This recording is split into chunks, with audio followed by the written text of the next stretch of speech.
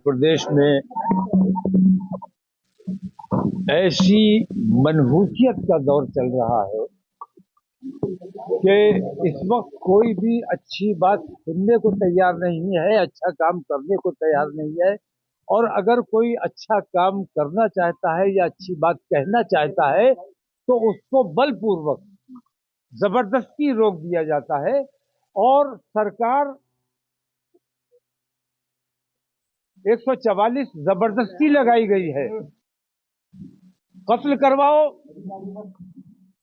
अपने गुंडों से और उसके बाद 144 लगाकर लोगों की जबान पर तालाबंदी करने का काम करो, लोगों को घर से निकलने पर पाबंदी लगा दो। ये अन्याय अब बर्दाश्त नहीं किया जाएगा। हम आज निकले हैं, हमें जबरदस्ती रोका गया है, हमें धरना स्थल तक नहीं पहुंचने दिया गया है। जबकि मैं सिर्फ ये मांग करने जा रहा था, मैं अतीक की हिमायत में नहीं, मैंने पहले भी ये बात कही है कि मैं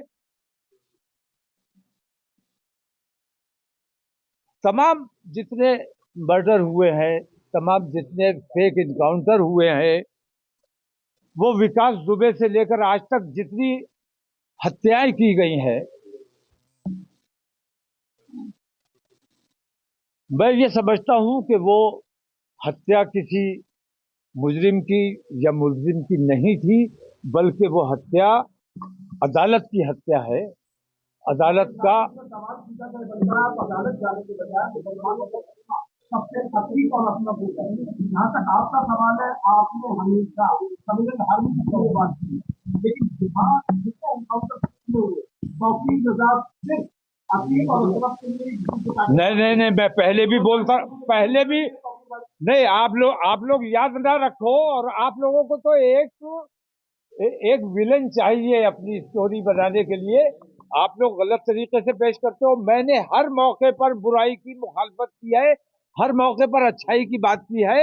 आशीष विकास के मौके पर भी मैंने ये बात की थी, विकास की भी हिमायत की थी। और इस किस्म की जितनी हत्याएं हुई है, मैं कह रहा हूं हत्या कर दो।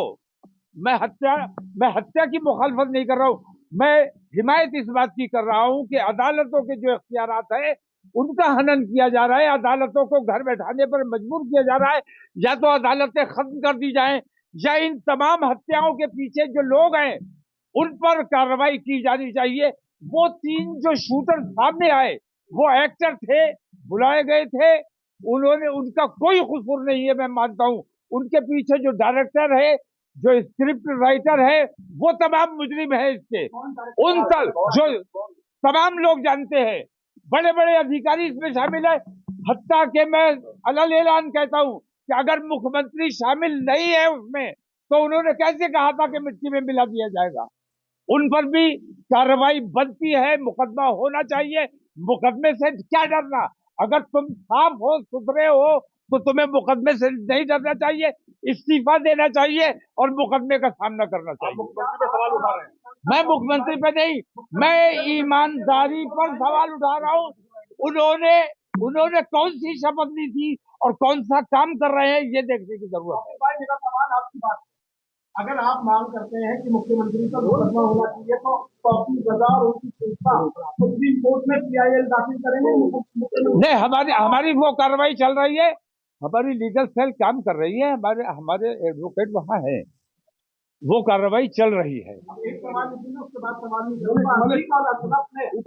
जो बेगुनाहों के साथ क्या आप कैदी करते हैं या मैं कतई मैं अतीक और अशरफ को जानता ही नहीं। मैं कभी मिला नहीं, कभी देखा नहीं उन्हें बराह रास्त मैंने।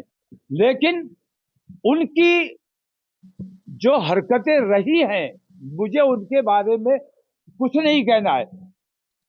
कितना ही बड़ा मुजरिम हो, आतंकवादी हो, कातिल हो, कुछ भी हो, जब मर गया तो तमाम बात खत्म हो गई। अब जो तमाम मीडिया रात दिन उनके कीड़े बीनने में लगा हुआ है, ये अन्याय आप लोगों को बंद करना चाहिए। ये जुल्म है। हत्यारों की बात नहीं कर रहे हो, जिनकी हत्या हो गई उनकी बात की जा रही है, ये अन्याय है। दूसरी बात मैं ये कहना चाहूंगा कि मैं अदालत की हिमायत में, लोकतंत्र की हिमायत में, मैं अपने देश के संविधान की हिमायत में धरने पर बैठा हूं और इंसाफ की बात करना चाहता हूं। जिन लोगों की हत्या कर दी गई, गलत तरीके से की गई है, उसमें भी प्रयागराज पुलिस ने पूरे उत्तर प्रदेश की पुलिस को बदनाम करने का काम किया है। उत्तर प्रदेश की पुलिस की अब ये जिम्मेदारी है कि ये जो तुम्हारे माथे पर कलंक लगा है, इसको कैसे धोना है। अगर इसी तरह जुल्म करोगे, अच्छे लोगों को अच्छी बात नहीं करने दोगे, जबरदस्ती रोकोगे, तो प्रयागराज वाला कलंक तुम्हारे माथे पर भी लगेगा। तो तुम योगी की पुलिस नहीं है। आप योगी की पुलिस नहीं है। आप हमारे उत्तर प्रदेश की पुलिस है। आप अंग्रेजों की पुलिस नहीं है। आप हिंदुस्तानियों की पुलिस है। आज तक सरकार ने पुलिस मैनुअल तक नहीं बनाया है। सरकार को पुलिस मैनुअल बनाना चाहिए। पुलिस का गलत इस्तेमाल किया जा रहा है, तमाम एजेंसी का गलत इस्तेमाल किया जा रहा है। ये गलत इस्तेमाल बंद किया जाना चाहिए। इनका परिवार जो है, इनका परिवार चाहे वो शाइस्ता हो चाहे वो, ये लोग भी तो आरोपी हैं। नहीं, मैं एक बात कहता हूँ, बड़े बड़े आतंकवादी होते हैं, बड़े बड़े मुजरिम होते हैं, मुजरिम पकड़ा गया। घर की खवातीन को कभी मुजरिम नहीं बनाया जाता है, कभी मुजरिम नहीं बनाया जाता है। खवातीन को मुजरिम बनाने का मतलब यह है कि आपको उस खानदान से दुश्मनी है, आप उस खानदान को तबाह करना चाहते हैं। दूसरी बात ये कि हमारे यहाँ शरीयत के मुताबिक जिसका शौहर कत्ल हो जाता है या फौत हो जाता है, वो इज्जत पर औरत रहती है। कब्रिस्तान जाने का हमारे यहाँ रिवाज नहीं है। तो ये कहा गया कि वो इज्जत इसलिए कब्रिस्तान नहीं आई क्योंकि वो वांटेड है। एक तो वांटेड है इज्जत, एक लेडी, एक खातून शाइस्ता, एक तो उसको मुल्जिम बनाया गया है, मैं इसका विरोध करता हूं। दूसरी बात ये कि वो इस वक्त कब्रिस्तान इसलिए नहीं आई कि 4 महीने 10 दिन की इद्दत हमारे यहाँ होती है जिसका शौहर खत्म हो जाता है। तो अतीक और अशरफ उन दोनों की बीवियां, मेरा ख्याल ये है कि वो इद्दत में होंगी।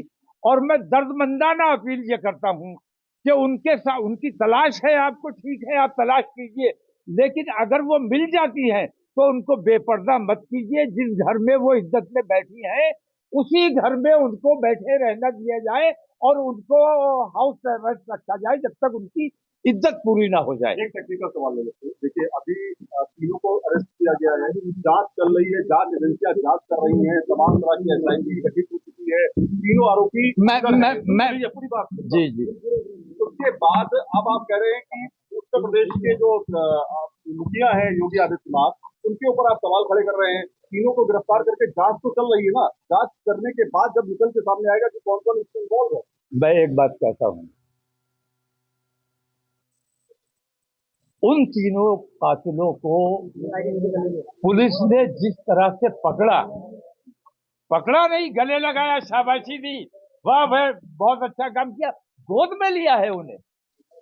पुलिस ने क्यों नहीं एक राउंड भी गोली चलाई? दूसरी बात, पुलिस को उन्हें रिमांड पर लेना चाहिए था। रिमांड पर क्यों नहीं लिया गया? पुलिस ने कोई कार्रवाई अभी तक क्यों नहीं की? उनको न्यायिक हिरासत में भेज दिया। क्या पुलिस की जिम्मेदारी नहीं थी कि उनके लिए रिमांड मांगी जाती?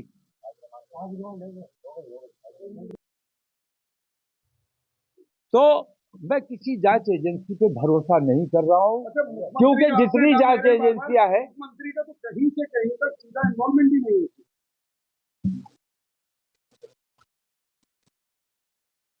इसमें ईमानदाराना अगर जांच होगी, और मैं कहता हूं कि कोई ईमानदाराना जांच नहीं होगी। जांच वो होगी जो बताया जाएगा, जो कहा जाएगा, जो वो जांच हो जाएगी। मैं किसी जांच पर कोई भरोसा करने के लिए तैयार नहीं।